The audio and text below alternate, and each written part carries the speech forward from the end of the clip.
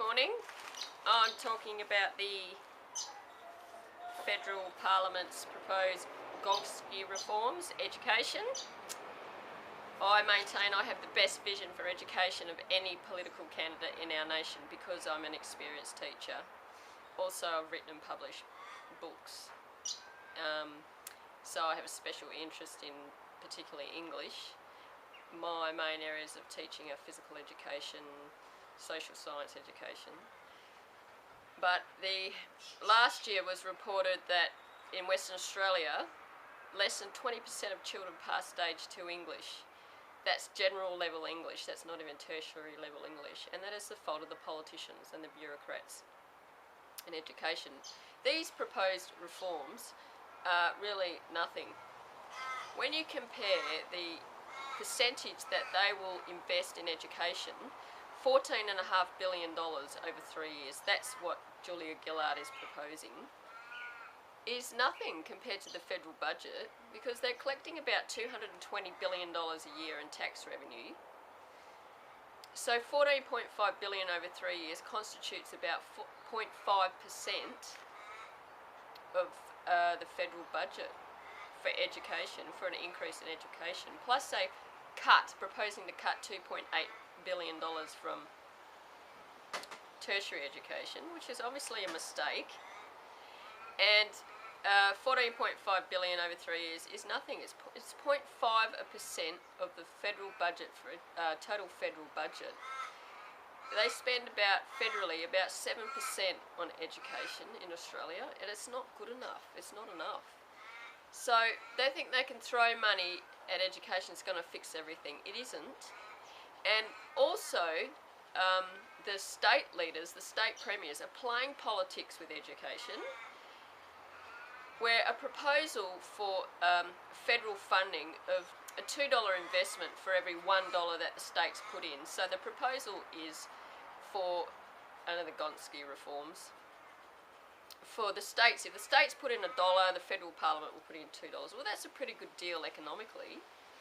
And so right off the bat, the Liberal premiers are using education as a political football. They should be grabbing that. They should be going for that. That's a pretty good deal in terms of funding ratios, in terms of economic terms. And they say, well, we can't afford to invest the $1.3 billion required for education in our state. That proves that they don't prioritise education. You know, that's nothing for their budget. They should be investing a lot more in education. That is what is actually proposed. And I can guarantee you, Tony Abbott has got no vision for education. So he'll make the rich richer and the poor poorer. So we have a real problem here. There are lots of other political parties that are registered for people to vote for. You know, put Liberal and Labor last and second last on the ballot paper for the federal election and the state election. There are heaps of other parties. There's Clive Palmer is reforming the United Australia Party, the 1930s party, the precursor to the Liberal Party. Fantastic. There's the Australian Democrats. They still have federal registration. There's Katter's Australia Party. There's Rise Up Australia Party. There's the Australian Democrats. There's the WikiLeaks as registered a party. There's lots of parties for people to vote for number one. And put Labor and Liberal last and second last. Find other quality political candidates to support for Australia. Because the current politicians, they don't care about education. They don't. They've destroyed the rights, authority and status of teachers, and the evidence is overwhelming. The evidence is they give permission across the whole country for principals to sack teachers. They have starved the classroom of funding. So in accordance with the percentage of federal funding, or state funding, as a percentage of their budget for education is very low in Australia. They don't want people to be educated. That's how corrupt they are, because it maintains their power and control over society. Because if you're really educated, you know how corrupt they are, and you know that you fight for your rights and the rights of your fellow Australians if you really research and understand what they do. So I don't see it as any great vision for education at all. And Julia Gillard's not a teacher. She's not even born in Australia. She shouldn't be a politician. You know, only people that are born in Australia should be politicians. And people that are born in Australia should have senior positions in government positions like commissioners and judges and people like that. There should be only Australian-born people. So I consider her to be an imposter. Plus, she's an atheist. So she doesn't have any real moral vision and economic vision. She's a globalist. So there's a problem there. They'll give half Australia's tax money to the IMF and the World Bank. That's just giving our wealth away. They'll sell Australian land to foreign companies and foreign governments. That's treason. Tony Abbott is a visionless, power-hungry, greedy, politician with no vision for anything, really. So there's no options there, really. If you vote for them, if you vote for Liberal and Labor, you're just going to get more corruption and bad leadership. I'm going to outline the vision I have for education. I've spoken a lot about education already, and I'm going to continue to speak out about my vision. I maintain that I have the best vision for education of any political candidate in our nation. And a lot of the problem is the curriculum. It's also the rights of teachers, which the politicians have destroyed by the legislation. If you look, for example, in Western Australia, well, I'll just start to read this and then I'll come back to some other issues. In 2012, less than 20% of WA children passed stage 2 English. That's not even tertiary level year 12 English. In our northern suburbs, 1 in 5 reported assaults are children assaulting their parents. There are 59 politicians in the WA lower house, and every one of them is accountable and responsible for the decline in educational standards and violence in our schools and society, along with federal politicians. This situation has been building up for nearly 4 decades, since the 1970s. They've destroyed the rights of status and authority of teachers and parental rights. They give the right for principals across our nation to sack teachers. They've starved the classroom of funding and resources and allowed teachers to be subjected to violence and abuse. In effect, in reality, the child holds the cane now in education. They have reduced the teaching of morals and values in the classrooms. They've passed the Teacher Registration Act of 2012, an act so degrading and demoralising to teachers, and have now left the teachers without a professional teachers association in WA, with the repealing of WACOT. The retiring previous Minister for Education, Elizabeth Constable, wrote this before the election, has disclosed a teacher shortage in secondary education by 2015. That's the 3rd teacher shortage in WA in 17 years. The first one, it was in 1998. That's the time I've been teaching, 17 years. The first was in 1998 when Colin Barnett was Minister for Education, and the second was in 2007 when Mark McGowan was Minister for Education. They have caused enormous problems in our schools and society. They will never fix them, including the federal politicians, and they all deserve to be voted out, and quite a lot of them deserve to be jailed for what they've done to the teachers in Australia. They lie and lie to the electorate about education, and the evidence continues to go into decline. And I maintain I have the best vision for education for our state and nation of any political candidate in the election. So if you look at the legislation, it's a Teacher Registration Act, but 90% of it is about discipline against teachers. It's totally inappropriate to put that in that legislation. They want to throw teachers before the State Administrative Tribunal, so anyone in the state can make a false allegation about teachers or any other staff member in a school, and they can throw them before the State Administrative Tribunal. A recent article, which May the 1st, 2013, it's only yesterday, school principal too rough. The principal of a primary school that has won praise for its behaviour management programs has been stood down over allegations he handles students too roughly while restraining them.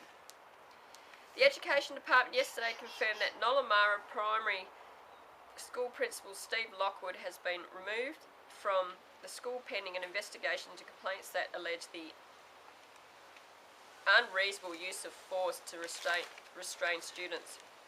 Professional Standards and Conduct Executive Director Eamon Ryan said the department had received the complaints recently but would not say how many. They related to incidents between late 2011 and early this year. Mr. Ryan said the decision to remove Mr. Lockwood from the school had been made under Section 240 of the Schools Education Act. The Act says an employee should be barred from school premises if they prevent a risk to the safety or welfare of students. I expect the high standards of conduct from all teachers and school staff, and this is why we take swift and decisive action to ensure student safety. However, it is important to remember that these are allegations at this point, and therefore no further comment will be made while the investigation is still taking its course. They sent a letter to the parents to say that would be a replacement acting principal. Mr. Lockwood has been in charge of Nollamara, which includes an intensive English centre for the past 8 years. Nollamara featured in 2 editions of the department's magazine School Matters because of the school's success in controlling difficult students, many of them refugees from war-torn countries. The articles were written and published before the complaints were received. School Matters quoted Mr. Lockwood last year saying he was shocked by students' behaviour when he arrived in 2004. Many of the children were extremely difficult, and I actually thought to myself, this school feels dangerous, he said. Department guidelines say teachers should only use physical restraint if other methods fail and there is a risk a student will harm others or damage property. This raises lots of issues, this article. First of all, Eamon Ryan, the Professional Standards and Conduct Executive Director, and Graham Wimbridge, the Manager of Legal Services, they should be sacked because they are involved in destroying the character and careers of hundreds of teachers. The politicians are at fault, the Director General is at fault. These people, these bureaucrats working in the Department of Education have no respect for classroom teachers, and now they've taken a principal out of a school because what they do, what the politicians do, and the Director General of Education and these people like Eamon Ryan and Graham Wimbridge, the Manager of Legal Services, they destroy teachers' rights, and they also use principals to destroy the teachers' rights and authority and status. They use principals, the politicians do. The principals are in the middle. So when the politicians and the Director General and their staff, people like Eamon Ryan, you're involved in destroying hundreds of teachers' careers and their characters and reputation, defamation against teachers, innocent teachers, because of false allegations. Well, you tried to do it to me when I worked in a school, and the students were throwing rocks at sport teachers and swearing at the teachers. It was disgusting. And when I reported it to the government, not only did you not do anything about it, you tried to destroy me. So you should all be sacked. And they used the principals to destroy teachers' rights and authority. If the principals side with the teachers and the staff in the school, as this principal has done it, this is a good principal who's obviously doing the right thing, supporting the teachers, supporting the staff, supporting the parents whose children are behaving in the school and who have high standards of behaviour. He is supporting the teachers and the staff and the parents whose children are doing the right thing. And the government has done the wrong thing here. They've destroyed his rights. So if the principals side with the teachers and the parents and the good parents and the good teachers, if the principal sides with the teachers and the staff in the school and the parents who are doing the right thing, the government destroys the principals as well. But if they use the principals to destroy the teachers' rights, then they are just, the principals are at fault then. So these politicians and the Director General, they should be jailed for doing this to the teachers and this situation. For 3 months, I say across the country, the politicians should be jailed for 3 months for what they've done to the education system, what they've done to the teachers.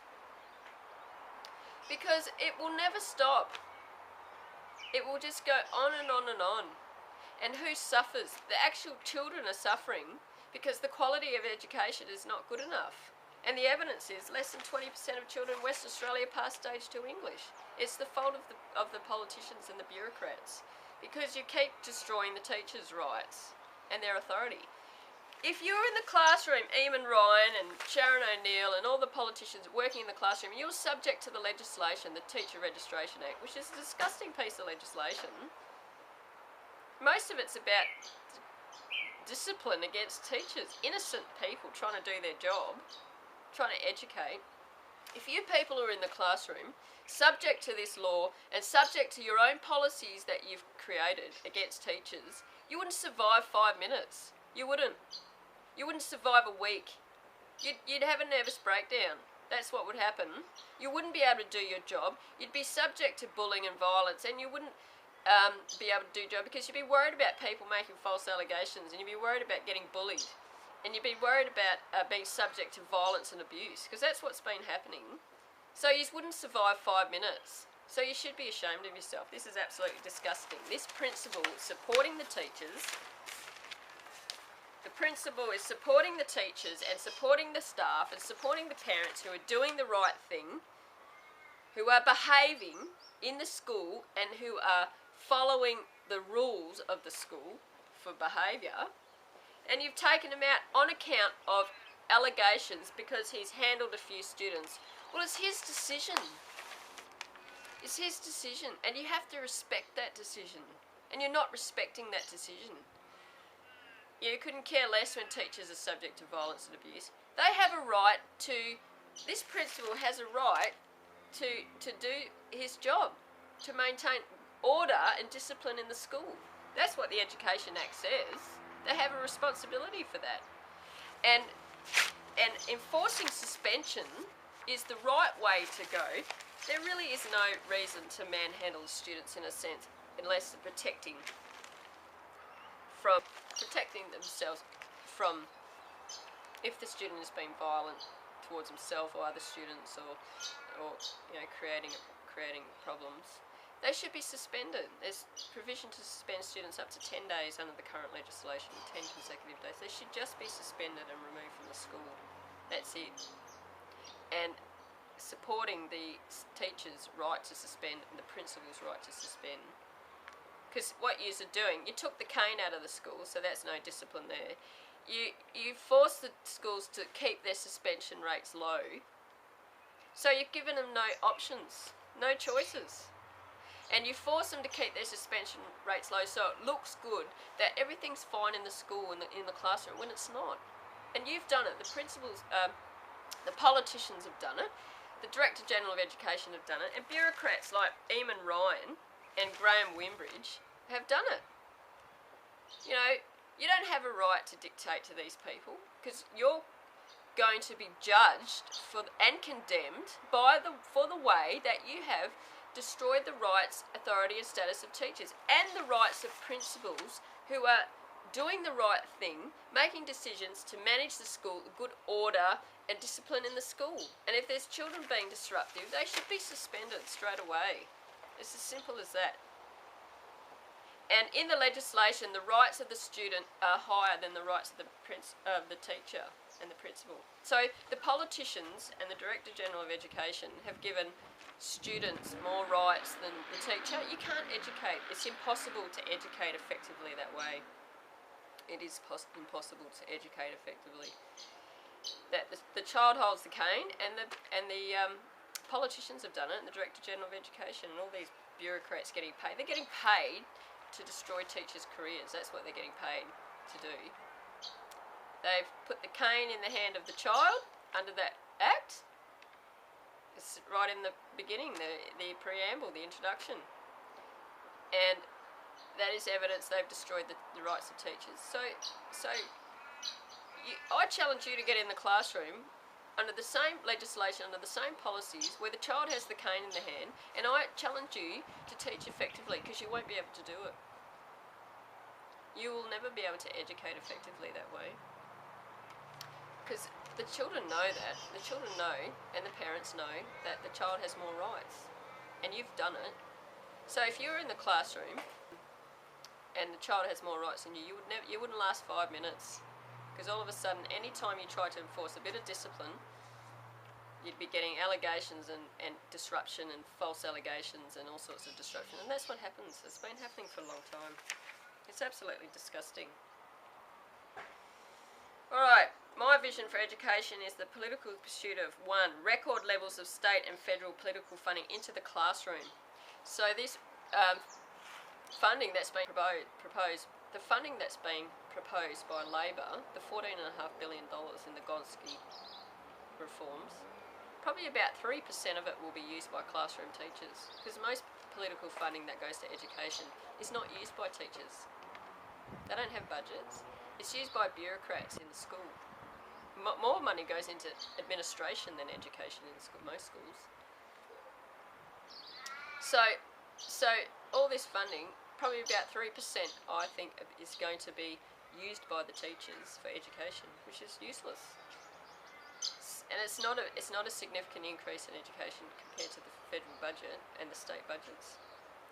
And the premiers are just at fault for playing politics with education. They don't care about education, neither do the federal politicians, because it maintains their power and control to have people not educated. So record levels of state and federal political funding in the classroom as a percentage of the budget, of the entire budget, I'd be looking at around 20 to 25% of a federal budget invested in education, and a state budget, because that's what's required. You know, in Australia, federal funding to social security is about 43% of the budget, 7% for education. It's ridiculous. You're better off giving more money to people to study than being on the dole, obviously. And they also need to reform the Centrelink to be Australian Job Agency to find jobs for people. Their job should be to find jobs for people, not to process payments, but to find jobs for people like we used to do in the past. That's another issue. The redirection of education funding away from bureaucracy towards the classroom. So the money should be given to the teachers. Most political funding for education has to be given to the teachers, teacher budgets. 2. I would demand a 50% increase in the budget for education in Western Australia. And if I didn't get it, I would blow the budget for education to ensure it's the first priority of our state. Current politicians are cutting budgets in education in WA and other Australian states as a percentage of their federal budget.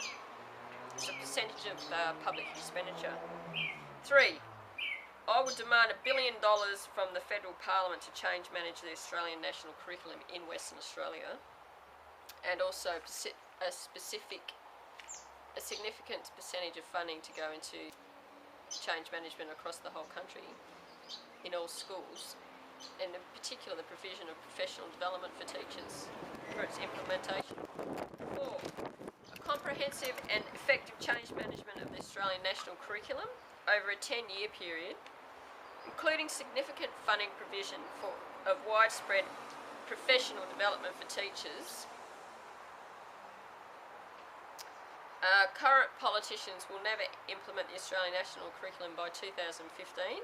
They are lying to the public about its implementation. It's not being implemented properly. Instead, thousands of teachers are leaving the profession. That's across Australia. 5. The appointment of new Director Generals for Education, who will honour, respect and value the rights, authority and status of teachers and work towards that goal. 6. Move away from NAPLAN testing and increase instructional time for English and mathematics. NAPLAN is a politically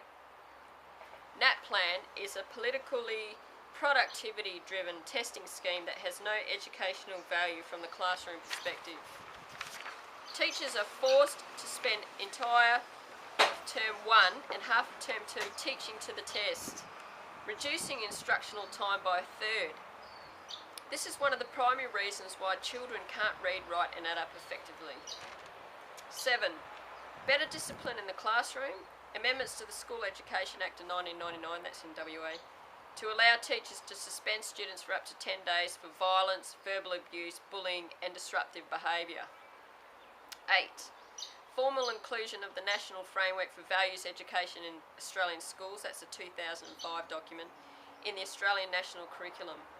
An increase in morals and values teaching, including the teaching of the New Testament for schools who want to pursue it. This is a very significant problem since the 1970s.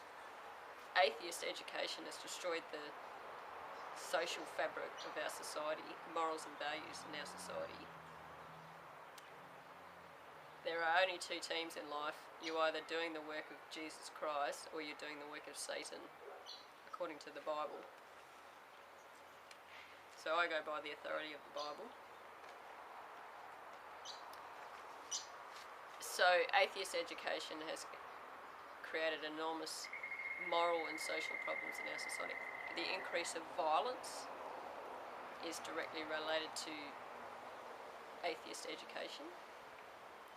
And the only way to turn it around is by teaching the New Testament in all Australian schools. Primary, secondary, tertiary education should have biblical studies. Biblical studies should feature in legal studies and medicine and all sorts of studies should include biblical studies, theology education. It'll never change unless you teach the New Testament in schools, in society, in schools, and in the family and in the home.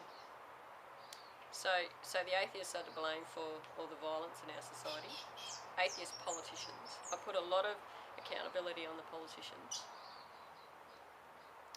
Also the bureaucrats working in education who are forcing their ideas. Also there's a lot of university lecturers being paid by the taxpayer who are promoting eugenics and who are promoting euthanasia and who are promoting morally adverse issues like that. Euthanasia is murder. It's suicide. Assisted suicide is murder. Self-murder or assisted suicide is like manslaughter. That's what euthanasia is. Palliative care. Funding should be directed to programs and practices that promote life, support life, encourage life, help families. Look at the suicide in Australian society. 4 decades of suicide. That I worked out in a submission I filed with the Supreme Court, which I'm going to publish as a book. Bill of Rights for Australian citizens.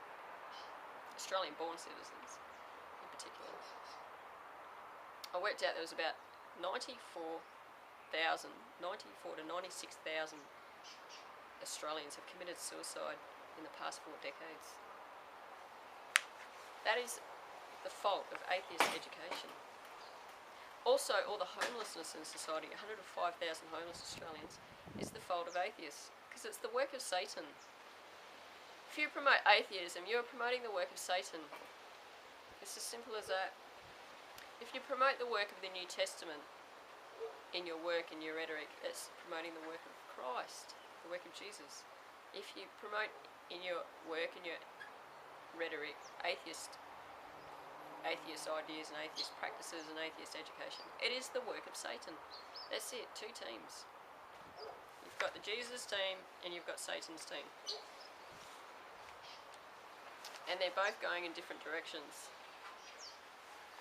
So that's the accountability of all humans. The Bible teaches that. The accountability of all humans is before God in heaven, the God of the Bible, and Jesus Christ.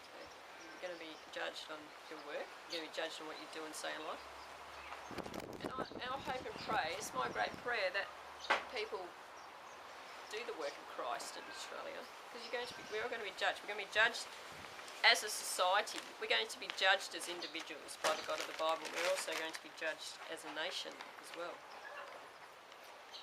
And I say that in the most serious terms I can say, that because I love people, I love Australia, I love Australians, I'm motivated by love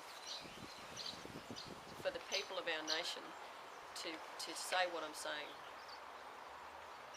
So it's not to condemn you in a sense, but it's because I love you that I'm saying it, that I'm saying that we should teach the New Testament in our schools to help people, to help the poor people, to help the vulnerable people, to help the people who suffer in our society, to help families, to help children find a good direction, to develop their gifts and talents in all curriculum areas, and to say, well, you're special. Everybody has gifts and talents. Every adult, every child, every person, every Australian. I'm very passionate about Australians, obviously. I was born here in WA. So my 8 brothers and sisters and I were all born in WA. My parents came here in the 1950s from the Netherlands. They met in Fremantle. They married at the Hilton Catholic Church, actually, and they were married for 53 years. They had 9 children. 53 years they were married for, their whole life, because they're religious, because of their religion. Christians. They were Christians. So there is hope there, you know. We can get rid of suicide if we teach the New Testament in our schools, in our society, in our universities, in the family. We can get rid of homelessness if we teach the right morals and values. The morals and values in the New Testament are very powerful. And the power of prayer. I wrote a book called Praying for the Nation. It was published in 2003. And the power of prayer is very powerful. But Satan is trying to destroy our nation. And I appeal to the atheists. I do appeal to the atheists. I appeal to you to turn to Christ, because you're doing the work of Satan. I don't mean that in a nasty way. I don't even mean it in a judgmental way. I mean it because I love Australia and I love people in Australia. And I want good things for our country. You know, I want good things for our nation. When you see all the suffering and you see, you know, you research, I do a lot of research, and you see that 96,000 Australians committed suicide in the past 4 decades, and you've got 105,000 homeless Australians. It's just appalling. And when you know that the politicians are destroying the teachers' rights and destroying the principal who's trying to do a good job and trying to provide an environment for staff and students and in the school where children can learn properly.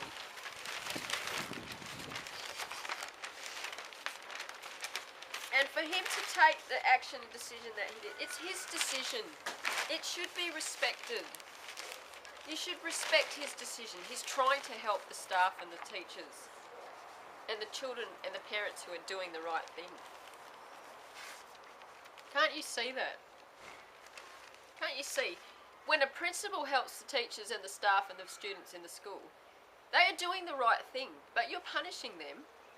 You are rewarding the principals that are betraying the teachers and the parents and the good students. You're rewarding them. You're doing the wrong thing.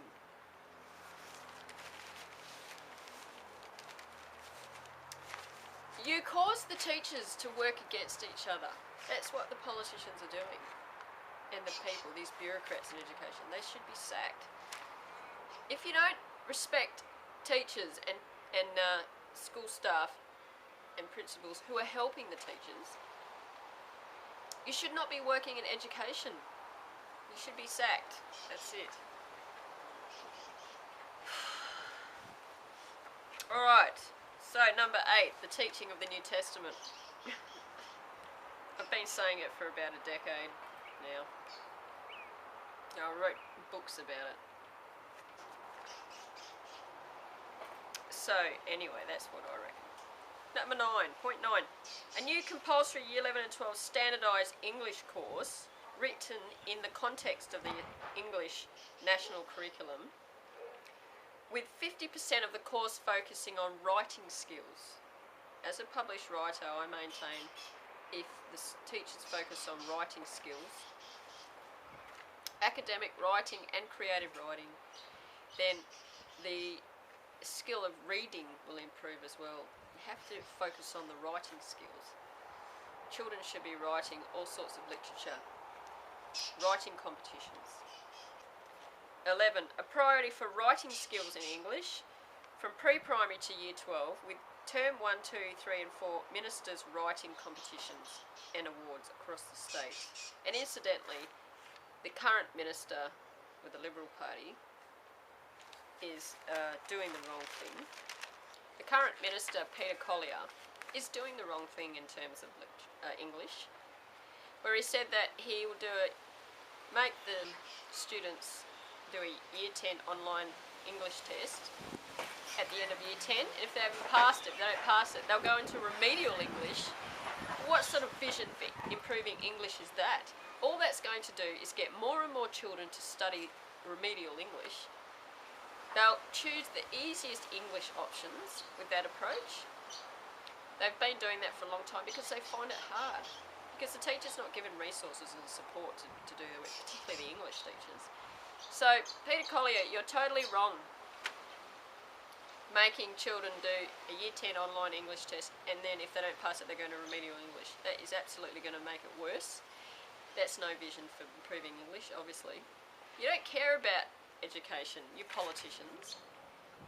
You don't want people to be educated. To come up with a pathetic strategy like that proves that you don't care about education, you don't want people to be educated.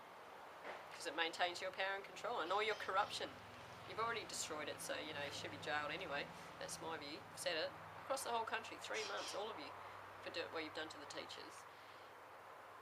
To be put before a civil... We should have reform in the judiciary as well. To have, you should be put before a judiciary of civilians and teachers, and would judge you for what you've done. We have a right to do it, and we should have lots of juries, everything. Even civil litigation should be under juries for the people to decide, the citizens. We get too much corruption with the judges. But Peter Collier, putting people in, after Year 10 in remedial English, you've got less than 20% of children already last year past stage 2 English. That's not even tertiary level English, that's general level English. So 80% of children who didn't pass stage 2 English, 80% of children, that's particularly in the government schools, because they get less support and less resources, and there's no religious education. There's not enough discipline as well. So you're going to have 80% of children who failed stage 2 English doing remedial English in year 11 and 12.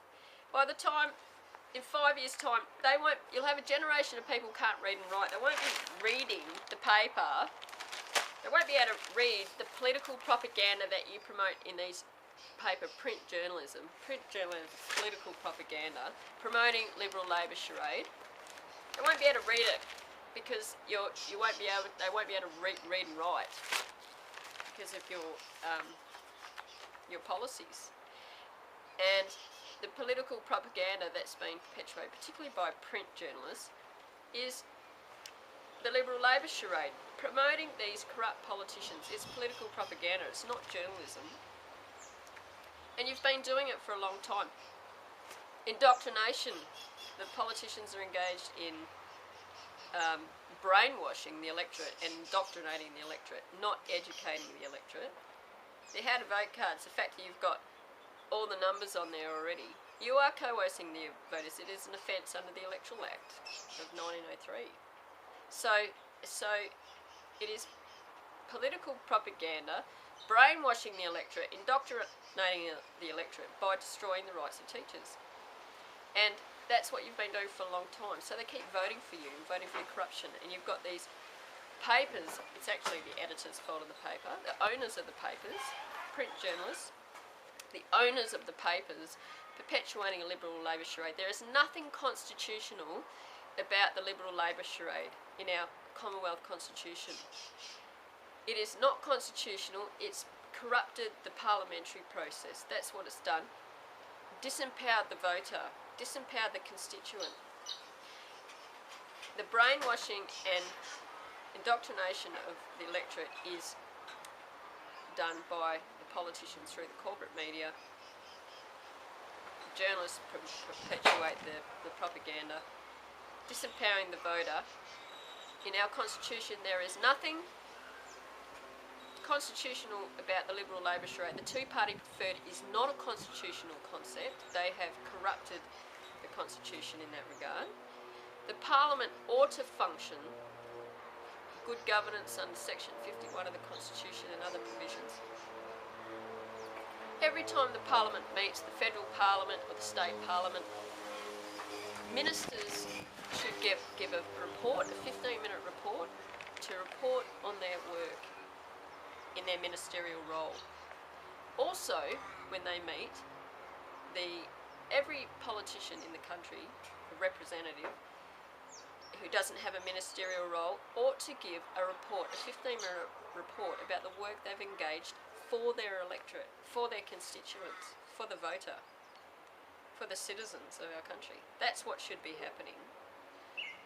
You will not find any reference to a two-party preferred in the Constitution. You will not find any reference to a government in office and an opposition in the Constitution. It's corrupted. They've corrupted it. So I maintain the parliamentary time should be used for ministers to provide a report, 15-minute report to the nation, which should be televised in the federal parliament, in the state parliaments. Also, a 15-minute report by representatives who are not ministers for the work they've engaged for their electorate. That would be representative and responsible government under the Constitution. There is no government in office. There is no opposition. It's been constructed, it's been illegally constructed, if you like. It's been immorally constructed. It's corruption. So every politician is accountable for what they do to their electorate and to the Australian people. It's starting to rain. That's okay, we need the rain. And there is no accountability of the government in office and the accountability of the opposition. It's all misconstrued. It's propaganda. It's not constitutional. It's not representative and responsible government. It's not legitimate government. It isn't. So the journalists should support political candidates who promote representative and responsible government, who promote the responsible use of parliamentary time to provide a report to the Parliament and to the public, which should be televised by the media. There should be a lot more media coverage of the parliamentary discussions, and accountability is for a report to be provided by every minister and every politician who is not in a ministerial role. That would be representative responsible government. So there is no government in office and there is no opposition. It's all falsely constructed.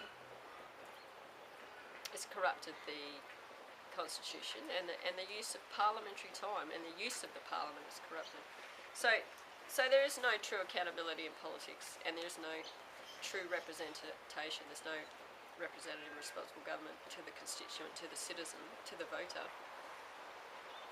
It's just a game that they're playing, really, a political game, and they use parties to play this game.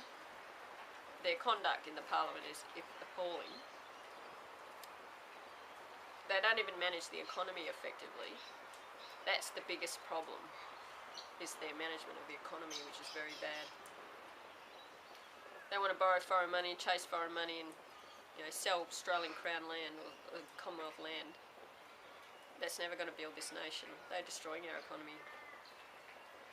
They won't create jobs like that. They'll just bring foreign people in and destroy the Australian-born. I'm particularly passionate about the Australian-born people, and I should be. I was born here, and they have rights, more rights than the people who come here. People who work in politicians should only be Australian-born, Australian politicians. If you have a high position in the government, in a commissioner's role or another role, in education, for example, they should only be born in Australia. People who are born in Australia should only be allowed to work in those positions because they are passionate about our country. They love the people. They have a high sense of accountability to their fellow Australians, I believe, and that's the way it should be. All right. Point 12, specialised funding for primary education, English resources. for writing and reading. If people can't write and read, they're already disempowered. Not just in an educational sense, but in a political sense. I know I've talked about lots of issues, and I've diverged and I've brought lots of issues in, but it helps me to, I conceptualise, communicate to you what I'm conceptualising. Relevant factors, related factors to education. That's how powerful the teaching and learning process is. It's so powerful that it can transform a nation to something great. At the same time, it can destroy a nation. That's why the politicians are doing this. Not because they care about you, but they care about themselves more than they care about you. Their own position, their own power, their own greedy selfish interests. They care more about that than you. That's evidence of what they're doing to the education system. So people might be fooled by the Gonski proposals, and this is great, whatever. The teachers may be fooled. Don't be fooled. It's not good enough. It's nowhere near good enough. And I can guarantee you Tony Abbott will do worse with education. He'll make the rich richer and the poor poorer. That's the problem we have. There are lots of other candidates to vote for. Find another candidate in their electorates and vote for them, an independent or another party. Number one, give your number one to someone else. Put Liberal and Labor last and second last on the ballot paper. There is a group in Western Australia called the Heart and Soul of Australia developing. Fantastic group. They have stipulated in their correspondence to put Liberal and Labor last and second last on the ballot paper. Liberal and Labor are on their way out. The voters can make them on their way out. Provide justice for our nation. Provide,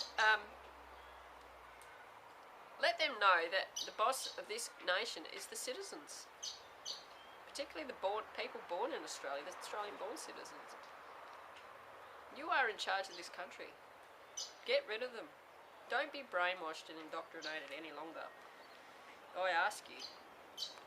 Okay, point 13. An increase in male primary school teachers. To balance the male-female teachers' configuration, the gender configuration, there should be more men in primary education. And the problem that they have is the false allegations made against male teachers. It happens for female teachers as well. It happens for all teachers. Now, people can make false allegations and destroy your career. They'll take the teacher out of the school, but they should take the student out of the school, because you're innocent until proven guilty. 9 times out of 10 the allegations are false, so the student is at fault. They should be suspended then. When it's proven that it's false, it'll stop the false allegations. But I believe strongly that more men should teach in primary schools, that it should be 50-50, and in particular leadership hegemony in Australia should be 50% men and 50% women in all leadership roles, in education, the judiciary, politics, medicine, every professional field. Should be 50% men and 50% women in leadership roles. This is an example of that 50% of primary school teachers should be men, 50% of secondary school teachers should be men. There are more men in secondary education than primary education, but I believe strongly that 50% of primary school teachers should be men. Absolutely, because children need the role model of a man, they need the role model of a good man, they need the role model of a good woman, and we need good male teachers in primary schools, and we need good female teachers in primary schools as well. So children need that, they deserve that, and that's good for our society. So I feel strongly about that. Point 14, parliamentary funding for Woolridges to ensure sufficient supply of print text. That collapsed. I'm not sure exactly what's happening with that, but there should have been political intervention straight away for that, and there wasn't. There should have been parliamentary funding immediately to help that organisation, to help that company and business to continue to print text. I'm a very strong supporter of print text used in education. It's more expensive, I know that, but we've got to find a way to ensure print text survives and find an economic way of providing printing literature which is cost effective. One of the countries in the world that prints the most literature is actually China, because the cost of printing is cheap. China's a communist country, so I don't support the politicians sucking up to China for funding and other countries. You know, I would be willing to work with all Christian nations throughout the world for trade and for diplomatic reasons. So they're just doing that for economic gain. But we've got to find a way in Australia to print literature in a way that's cost effective. And we can do it by the correct and effective management of the economy, which should be done through the banking sector, control of the banking sector, and also effective fiscal policy, taxation reform, providing protection for Australian industries, businesses and organisations, Australian-made products and services. That's how you build Australia's economy, not by chasing foreign money, because you're just going to destroy the industries and businesses here. And jobs. Jobs for Australians. And we can do it with the effective management of the economy, but they don't have a clue. They don't even understand how the economy works, in the world economy. Because Australia's economy has to build independently. We have to break away from the global economy, because half political funding, the federal politicians are globalists. They'll give half political funding to the IMF and the World Bank. They are antichrist. They are doing the work of Satan. You're just throwing the money away. The money has to stay in Australia. All political funding, 100% of political funding, should be going to Australian organisations, businesses and companies for production. We have to increase production. And the only way to do that is for 100% of political funding to go to Australian companies and businesses and organisations. There should be political funding for small business grants. Should be given for the small business sector. We need legislation to protect small businesses from lease charges, rent charges in shopping centres, in the cities, in the commercial centres. There needs to be legislation to protect them from the rent charges and the lease charges being charged are too high, and they are causing their cost to increase. There needs to be legislation for protection for that. Federal legislation, state legislation. The councils can't do it. We need to increase production of Australian businesses, organisations and companies.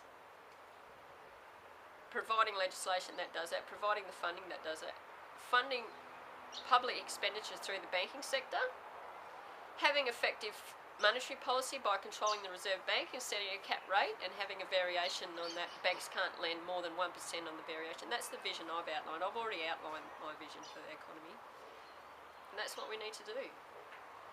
My problem is that I don't have enough people looking at my work. I don't have enough YouTube views. I need people to share our YouTube broadcasting with the people of our nation, to get people looking at the vision that we're promoting. So I have the best vision for the economy in our nation, of any political candidate in our nation. I have the best vision for our economy, and I have the best vision for education as well. The key is the effective, good management of the economy. There are sections in the Constitution that require that, but they're not doing it. If we created, in 1945, Ben Chifley established the Commonwealth Bank with legislation. He also introduced a 1947 Act, which he tried to restrain the economic profiteering of the private banks. He wasn't quite successful with that. There was an act that proceeded, but it didn't achieve the vision that he intended. He is one of the best Prime Ministers in Australia's history, Ben Chifley. And I can tell you for certain John Curtin is not the best Prime Minister of Australia. And the federal electorate, where I'll be contesting probably the federal electorate or the Senate in the next election. I used to live in the Swan electorate. I could contest there. I grew up in the Canning electorate, so I could contest there. But the Fremantle federal electorate honours John Curtin, and John Curtin is from Victoria, Western Australia has never had a real Western Australian Prime Minister, because John Curtin is from Victoria, Bob Hawke is from South Australia. They're not Western Australian. John Curtin was an alcoholic.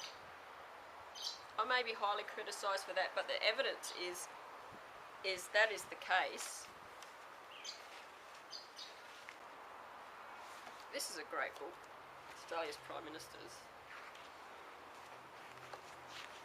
It was published in the late 1980s. The United Australia Party. I just want to give a little bit of an excerpt about that. The United Australia Party was an Australian political party that was founded in 1931 and dissolved in 1945. It was the political successor to the Nationalist Party of Australia, 1917 to 1931, and predecessor to the Liberal Party of Australia, 1945. The party governed Australia for much of the 1930s. Through Australia's recovery from the Great Depression under Joseph Lyons and into the early stages of the Second World War under Robert Menzies, it's a precursor to the Liberal Party. In April 2013, Australian businessman Clive Palmer announced he was reforming the United Australia Party with the intention of running candidates in the 2013 federal election. Good on you, Mr. Palmer.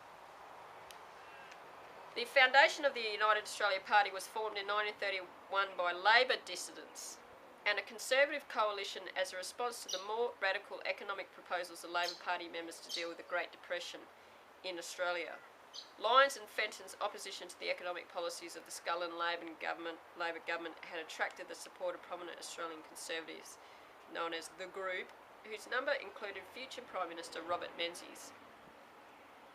In Parliament on the 13th of March 1931, though still a member of the ALP, Lyons supported a no-confidence motion against the Scullin Labor government.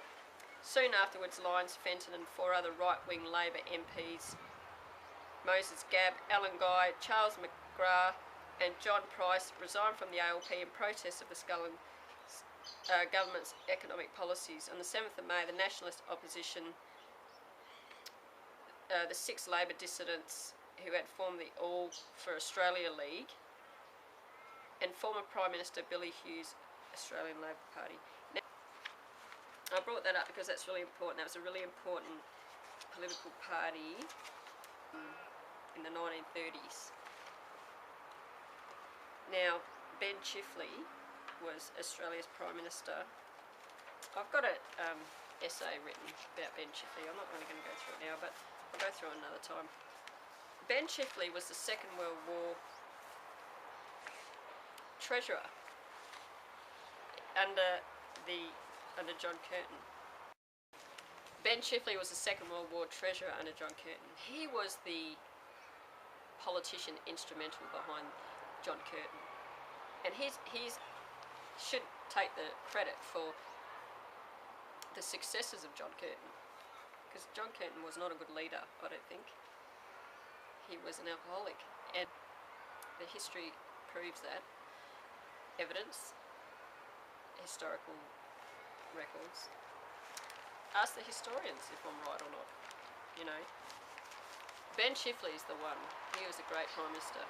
He was the Prime Minister, I'll go through it another time. He was the Prime Minister after the Second World War, and I'll just read this a little bit. A man of great principle and self-discipline. I'll do another broadcast about him another time. Joseph Benedict Chifley was born at Bathurst in New South Wales on the 22nd of September 1885. He had an insatiable thirst for knowledge, read a great deal and was mostly self-taught. From the age of 5 he lived on his grandfather's farm. At 13 years he returned to Bathurst to attend a proper school. He also studied at night to make up for the deficiencies of the bush schools he had attended. From age 15 he worked at various jobs in shops and in a local tannery. When he turned 17, Chifley gained a job as a locomotive cleaner with the New South Wales Railways, continuing his studies at night. At the age of 24 he became a first-class engine driver, the youngest man ever to achieve such a position. He was still attending classes when he turned 30. At the same time, Chifley was involved with the Railway Union. He was an organiser of the Great Railways and Tramways strike of 1917. and was subsequently sacked by the state government. His developing interest in politics led to his election as a member of the Commonwealth House of Representatives in 1928. Losing the seat in the Labor defeat of 1931, he did not return to the House of Representatives until 1940. When John Curtin took over as Prime Minister, he appointed Chifley, his most trusted associate in the government, as Treasurer. Following Curtin's death on the 5th of July 1945, the Labor Party elected Chifley its successor. With great enthusiasm, Chifley tackled the problems of rehabilitating Australia after the war. He embarked on a huge migration scheme which brought hundreds of thousands of Europeans to Australia in the 1940s and the 1950s. That's when my parents came to Australia in the 1950s under this program. Next, his government started the massive Snowy Mountains scheme to harness the melting snows piping. There are lots of achievements, a huge number of achievements of Ben Chifley. And he was the... I've got an essay which I'm going to go through. I'll do another day, which is a lot better than that. But he was the economic mind behind John Curtin as the Treasurer and also as the Prime Minister after John Curtin. He wasn't Prime Minister very long, 5 months and 5 years and 2 months, I think. I've got the exact details. I'll share with you another time. But it's Ben Chifley. It's not John Curtin. I'm sorry, the voters of Fremantle. You've been wrongly educated. And, you know, I hope to win the federal seat of Fremantle one day and lead Western Australia, if not Australia. I think I'm a great leader. I think I've got great vision, economic vision and vision for the education system. It's up to the voters, you know, it's your decision. Whatever capacity I can lead in our nation, I'm happy for that, really. But, Ben Chifley, he's the one. Not John Curtin, sorry. Alright, point number 15. Entrance exams to be conducted by universities across Western Australia and across the whole country, really. All Australian children to sit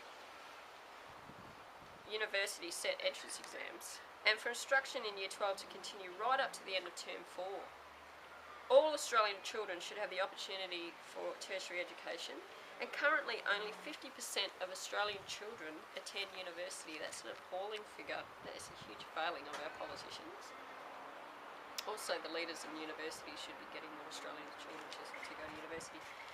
I believe if we allow students in Australia to study right up to the end of Year 12, we move the exams for entrance to universities into the university. Let the universities set the exams in all faculties and all discipline areas, and for every Australian student in Year 12, every Australian child to go to sit exams in a number of universities. It may be that they can sit an exam in 2 or 3 universities. That will assure that all Australian children go to university. We should move the exams into the universities for entrance into universities, for the universities to set the exams. So the study can be maintained right up to the end of Year 12 to give them more chance to develop their academic skills, particularly their academic writing skills and the research skills required. I also promote which was point 10, I missed that, a new compulsory Year 11 and 12 research skills course focus on research and essay writing, and in particular academic essay writing and creative writing as well. But this will ensure that all Australian children can go to university and to get the right standards up to ensure that they do. Because a lot of them lose heart. They think they're not good enough. They don't have the writing skills and the English skills required. You know, the current proposal is to have them 80% of children doing remedial English in Year 11 to 12. It's absolutely disgusting. It's so appalling. Such an appalling proposal. That if they are given every opportunity right up to the end of Year 12, every opportunity, every resource put into the development of their research skills, into the development of their writing skills and their reading skills. They can do it. We can do it. Every Australian child can go to university. That's my dream. That's my goal. It should be 100%. And if they don't want to, they go to the TAFE system, that's fine. If they want to study trades, technical training, which the politicians have destroyed that as well, that's why there's been a skills shortage. And that's why they promote 457 visas, because they've destroyed the TAFE training system as well. It's just, they should be jailed, it's just disgusting. So if they have a choice then, they can go to university or they can go to a trade training. But the standard must be raised, and it ought to be that the entrance exams for TAFE and the entrance exams for university entry should be put into those centres for them. Therefore, every child in Year 12, once they graduate, they can go sit exams in January. Sit exams in January. They've got more time to prepare, and then they could go to several universities and sit several exams, not just one university.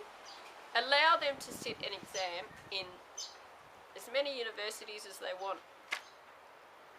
Therefore, in the university, also allow them to sit an exam in the TAFE centres as well. Therefore, they will go to Australian University or they will go to a TAFE.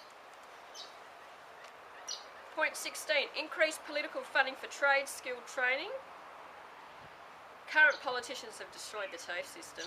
Consequently, Australia has suffered a trade skills shortage for over a decade.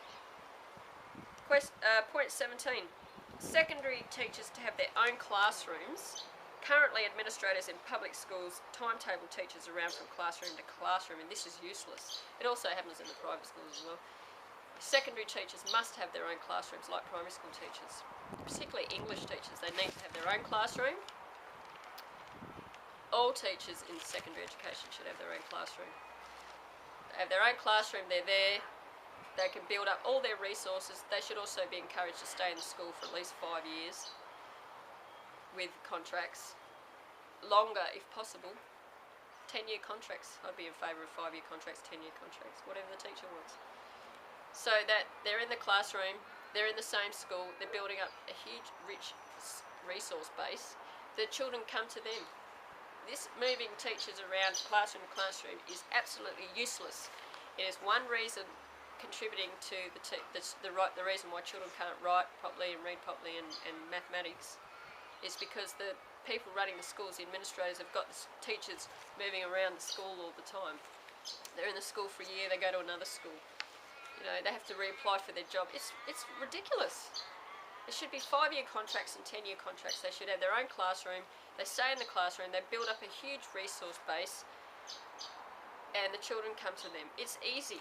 Get the plan of the school out. Every teacher at the beginning of the year pick their own classroom. That's my classroom. Let the teachers choose their own classroom. And timetable the student classes around the teachers. It will be easy to do. It's not hard. So every student knows that their teacher is in that classroom. They go to that class at that time. It's easy. It's not difficult. They must have their own classrooms. They must have their own resources. They must be in the school for a significant period of time. 5-year contracts, 10-year contracts as well, if they want them. Point 18, level 3 teachers in all schools to control budgets, decision making and discipline in schools. I believe level 3 teachers should run schools. We should get rid of the principals and associates. Apart from a principal like that, most principals are helping the politicians destroy the teachers' rights and work.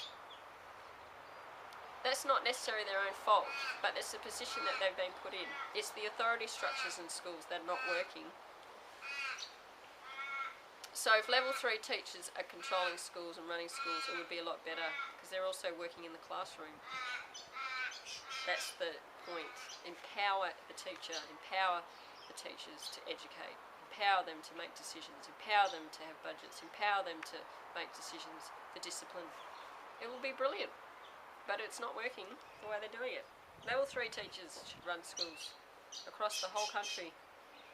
And if principals and associates and deputies want to be level 3 teachers, great. They should be contracted to be level 3 teachers, to stay in the school and work as level 3 teachers in a leadership capacity, but also in a teaching capacity. And if they don't want to, they shouldn't be working the school. Point 19. Teachers to have direct access to the Ministers for Education with 100% support from the ministers, and to actively ministers to actively visit schools to encourage, support and interact with teachers. That's what's required. Active, supportive, encouraging leadership for the teachers to support their work. Point 20. Reform of several Department of Education policies currently inhibiting and destructive to the work of teachers. In particular, the discipline policy that they've written against teachers should be scrapped. It's appalling. It's just, they should be jailed for what they've done with the, it's just appalling what they do to teachers, destroying their lives, destroying their careers, destroying their defamation, engaged, appalling, destroying their work. That should be scrapped, and performance management policy should be replaced with professional development policy. We should have more professional development, not performance management. That's just bullying of teachers, control of teachers, bullying, burdening them with administrative work. It's not their role. It's their role to teach. So how can you teach effectively when you're burdened with so much administrative work? How can you teach effectively when you're subject to violence and abuse? How can you teach effectively when you've got laws and policies that destroy the teacher's ability to teach? This doesn't work. Point 21. Repeal and make amendments to the Teacher Registration Act of 2012 in WA to restore the rights, authority and status of teachers, and to remove the discipline procedures against teachers in that act. It's not appropriate to put it in a registration act, obviously. It's totally inappropriate to be in this registration act. Point 22. I support parental rights to correct their children, to correct their own children, and politicians are destroying the teachers' rights, parents' rights. That's part of the problem in our society. Point 23. Increased efficiency in the teacher recruitment process. Managers to actively call and meet with teachers to speed registration and recruitment for placement. The fact that they don't do that anymore. They used to in the past. They don't do it anymore. They make it very hard for teachers to get registration and go through the recruitment process. It's up to the department to actively engage the teachers to ensure, they're given contracts. That's what they should be doing. If you don't promote the work of teaching and education, you shouldn't be working in education. 24. 5-year contracts, 5-year or 10-year contracts for teachers who want it. To stay in the same school for at least 5 years, so 5-year contracts to stay in that school, or a 10-year contract if they want it. That would solve a teacher shortage, sure. I could solve a teacher shortage in 6 months by following this vision. Contracts to be renewed 5 yearly pending a brief review of performance. Point 25. A review of parental costs in education and an economic cap on fees schools can charge, if required, to reduce the cost of education for parents. Where political funding for education should be greater, that funding must go to the classroom. Most educational funding does not get to the classroom. That's been a big problem in education. Point 26. A $5 million annual educational fund for tutoring services for parents to access by application. This is just an estimated figure. It could be a lot more, it could be a lot higher. If I had a $220 billion annual budget, a lot more money would be going to education, I can assure you, including tertiary education. So I've got a point 26, a $5 million annual educational fund for tutoring services for parents to access by application. 27, a $5 million annual educational fund for homeschooling services for parents to access by application. I believe there should be a lot more funding for tutoring and homeschooling, particularly parents who want to teach their children more biblical values. I'm fully supportive of that. Point 28, a $1 million annual scholarship fund for Aboriginal children, and also scholarship funds for other disadvantaged children as well. Scholarship funds should be promoted. for Aboriginal children and other groups who suffer disadvantage. The politicians have failed the Aboriginal people so badly. You know, they're still the most incarcerated group in Australia. The Aboriginal people should run the judiciary. Why don't we have them running the judiciary? They'd make great judges, mediators. You know, it'd keep them out of the jails, wouldn't it? They should have jobs. We need to give them jobs. Jobs. People come out of prison, they should be given a job. If people are working, they're not going to engage in crime. Generally speaking, there are exceptions to that. Corporate crime, political crime. That's a question more of failed leadership and bad leadership though. But if people are working, they can support themselves and their family. We need to create jobs for people, for Aboriginal people. We need to create jobs for people who are in prison. They're Australian-born people. They're Australian-born people. You know, politicians think that you can lock people up. They lock Australian-born people up for economic reasons. Government imposed economic fees and fines, and they can't pay them, the poor people, and you throw them in jail. That's horrific. That's horrendous. That's like convictism. Point 29, re-establishment of a professional teachers association in Australia and in every state of Australia. Professional teachers association. The current politicians in West Australia, they got rid of the current professional teachers association. That's how much they care about education. They don't care about education. They're corrupt to the core. Point 30. I will make teachers the most important professionals in our nation, and that is how you fix the education system. That is how you provide quality education, and that is how you build the best education system in the world. Current politicians, federal and state, have destroyed the rights, authority and status of teachers, and that is why they should be voted out. They will never fix the education system. They are accountable and responsible for destroying it. Thank you very much.